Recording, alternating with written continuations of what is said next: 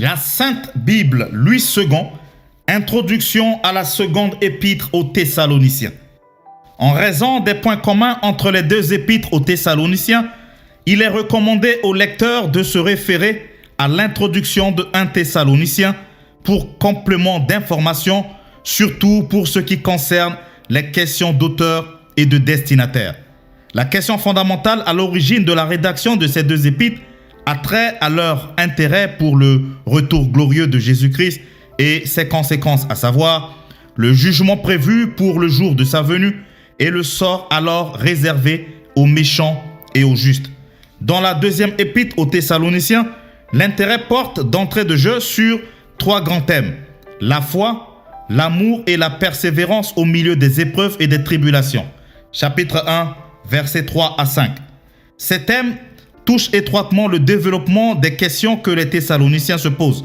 En effet, les souffrances pour le royaume de Dieu et à cause de ce royaume produiront un jugement favorable au jour de la venue du Christ pour ceux qui les auront supportés. Voici du reste les grandes articulations de l'épître. 1. Adresse et salutation au chapitre 1, versets 1 à 2. 2. Le progrès des Thessaloniciens dans la foi, l'amour et la persévérance. Chapitre 1, versets 3 à 12. 3. Sur l'avènement du Seigneur au chapitre 2, versets 1 à 17. 4. Exhortation à la prière pour le progrès de l'Évangile. Chapitre 3, versets 1 à 15. 5. Doxologie et salutation finale. Chapitre 3, versets 16 à 18. L'auteur évite de fixer une date précise pour la fin des temps. Il donne plutôt un éclairage qui permet aux chrétiens de s'y retrouver et de faire preuve de persévérance dans leurs souffrances. Le message de 2 Thessaloniciens est la suite logique de celui de 1 Thessaloniciens, surtout en ce qui concerne la résurrection et le jour de l'avènement du Seigneur Jésus-Christ. L'apparente contradiction entre « Vous savez que le jour du Seigneur viendra comme un voleur dans la nuit » voire 1 Thessaloniciens au chapitre 5, versets 1 à 3, et « Que personne ne vous séduise, car il faut que l'apostasie soit arrivée auparavant » voire 2 Thessaloniciens au chapitre 2, versets 1 à 4, s'expliquerait si l'auteur des deux épîtres avait le souci de calmer les esprits de ceux qui croient que le jour du Seigneur est déjà là, empêchant les autres de mener calmement leur vie dans la foi et l'espérance. Mais on peut aussi supposer que l'enseignement contenu dans la première épître n'ayant pas été bien compris, l'auteur aurait donc rédigé la seconde pour une certaine mise au point. Celle-ci était d'autant plus urgente que les perturbateurs attribuaient à l'apôtre des paroles et des correspondances qui n'étaient pas de lui. Voir 2 Thessaloniciens au chapitre 2, verset 2. Après les encouragements au sujet de la foi dans les épreuves et la persécution, l'auteur parle des préliminaires à l'avènement du Christ, notamment de l'apostat et de l'impie que le Seigneur Jésus détruira, du souffle de sa bouche, au chapitre 2, verset 8. 3 leçons importantes résument les implications éthiques qui terminent l'épître. Le chrétien doit demeurer ferme parce que Dieu l'a choisi. Le Dieu qui choisit mérite qu'on lui fasse confiance. Les chrétiens peuvent donc œuvrer dans la quiétude. 2 Thessaloniciens, chapitre 1er. Adresse et salutation. Paul et Sylvain et Timothée à l'église des Thessaloniciens qui est en Dieu notre Père et en Jésus-Christ le Seigneur. Que la grâce et la paix vous soient données de la part de Dieu notre Père et du Seigneur Jésus-Christ. Progrès des Thessaloniciens dans la foi et dans la charité malgré les persécutions. Nous devons à votre sujet, frères, rendre continuellement grâce à Dieu, comme cela est juste, parce que votre foi fait de grands progrès et que la charité de chacun de vous tous à l'égard des autres augmente de plus en plus. Aussi, nous glorifions-nous de vous dans les églises de Dieu à cause de votre persévérance et de votre foi au milieu de toutes vos persécutions et des tribulations que vous avez à supporter. C'est une preuve du juste jugement de Dieu pour que vous soyez jugés dignes du royaume de Dieu pour lequel vous souffrez. Car il est de la justice de Dieu de rendre l'affliction à ceux qui vous affligent et de vous donner, à vous qui êtes affligés, du repos avec nous lorsque le Seigneur Jésus apparaîtra du ciel avec les anges de sa puissance au milieu d'une flamme de feu pour punir ceux qui ne connaissent pas Dieu et ceux qui n'obéissent pas à l'évangile de notre Seigneur Jésus.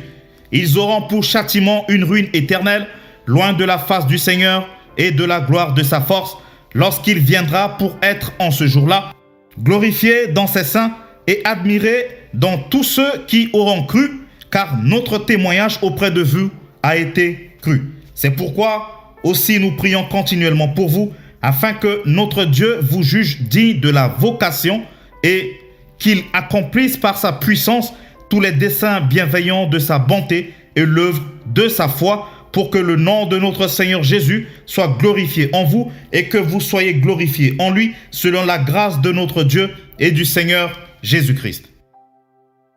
2 Thessaloniciens, chapitre 2, sur l'avènement du Seigneur. Pour ce qui concerne l'avènement de notre Seigneur Jésus-Christ et notre réunion avec lui, nous vous prions, frères, de ne pas vous laisser facilement ébranler dans votre bon sens et de ne pas vous laisser troubler, soit par quelques inspirations, soit par quelques paroles ou par quelques lettres qu'on dirait venir de nous, comme si le jour du Seigneur était déjà là. Que personne ne vous séduise d'aucune manière, car il faut que l'apostasie soit arrivée auparavant et que l'on ait vu paraître l'homme du péché, le fils de la perdition, l'adversaire qui s'élève au-dessus de tout ce qu'on appelle Dieu ou de ce qu'on adore, jusqu'à s'asseoir dans le temple de Dieu, se proclamant lui-même Dieu. Ne vous souvenez-vous pas que je vous disais ces choses lorsque j'étais encore chez vous? Et maintenant, vous savez ce qui le retient, afin qu'il ne paraisse qu'en son temps. Car le mystère de l'iniquité agit déjà. Il faut seulement que celui qui le retient encore ait disparu. Et alors paraîtra l'impie, que le Seigneur Jésus détruira par le souffle de sa bouche et qu'il anéantira par l'éclat de son avènement. L'apparition de cet impie se fera par la puissance de Satan, avec toutes sortes de miracles, de signes et de prodiges mensongers, et avec toutes les séductions de l'iniquité, pour ceux qui périssent parce qu'ils n'ont pas reçu l'amour de la vérité pour être sauvés. Aussi, Dieu leur envoie une puissance d'égarement pour qu'ils croient au mensonge, afin que tous ceux qui n'ont pas cru à la vérité, mais qui ont pris plaisir à l'injustice, soient condamnés. Pour nous, frères bien-aimés du Seigneur, nous devons à votre sujet rendre continuellement grâce à Dieu, parce que Dieu vous a choisi dès le commencement pour le salut, par la sanctification de l'Esprit et par la foi en la vérité. C'est à quoi il vous a appelé par notre évangile, pour que vous possédiez la gloire de notre Seigneur Jésus-Christ. Ainsi donc, frères, demeurez fermes et retenez les instructions que vous avez reçues, soit par notre parole, soit par notre lettre, que notre Seigneur Jésus-Christ lui-même et Dieu notre Père, qui nous a aimés et qui nous a donné par sa grâce une consolation éternelle et une bonne espérance, console vos cœurs et vous affermisse en toute bonne œuvre et en toute bonne parole. 2 Thessaloniciens, chapitre 3. Exhortation à prier pour le progrès de l'évangile, à s'éloigner de ceux qui vivent dans le désordre et à travailler paisiblement. Au reste, frères, priez pour nous, afin que la parole du Seigneur se répande et soit glorifiée comme elle l'est chez vous, et afin que nous soyons délivrés des hommes méchants et pervers. Car tous n'ont pas la foi. Le Seigneur est fidèle, il vous affermira et vous préservera du malin. Nous avons à votre égard cette confiance dans le Seigneur que vous faites et que vous ferez les choses que nous recommandions. Que le Seigneur dirige vos cœurs vers l'amour de Dieu et vers la patience de Christ. Nous vous recommandons, frères, au nom de notre Seigneur Jésus-Christ, de vous éloigner de tout frère qui vit dans le désordre et non selon les instructions que vous avez reçues de nous. Vous savez vous-même comment il faut nous imiter, car nous n'avons pas vécu parmi vous dans le désordre. Nous n'avons mangé gratuitement le pain de personne, mais dans le travail et dans la peine, nous avons été nuit et jour à l'œuvre pour n'être à charge à aucun de vous. Ce n'est pas que nous n'en eussions pas le droit, mais nous avons voulu vous donner en nous-mêmes un modèle à imiter.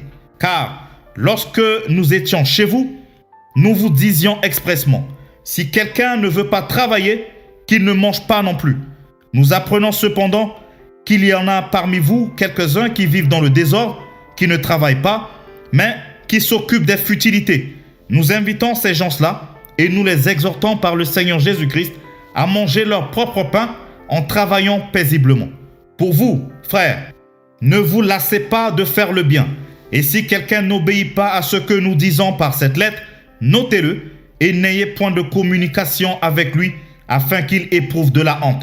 Ne le regardez pas comme un ennemi, mais avertissez-le comme un frère. Salutations.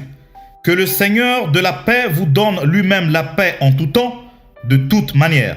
Que le Seigneur soit avec vous tous. Je vous salue, moi, Paul, de ma propre main. C'est là ma signature dans toutes mes lettres. C'est ainsi que j'écris. Que la grâce de notre Seigneur Jésus-Christ soit avec vous tous.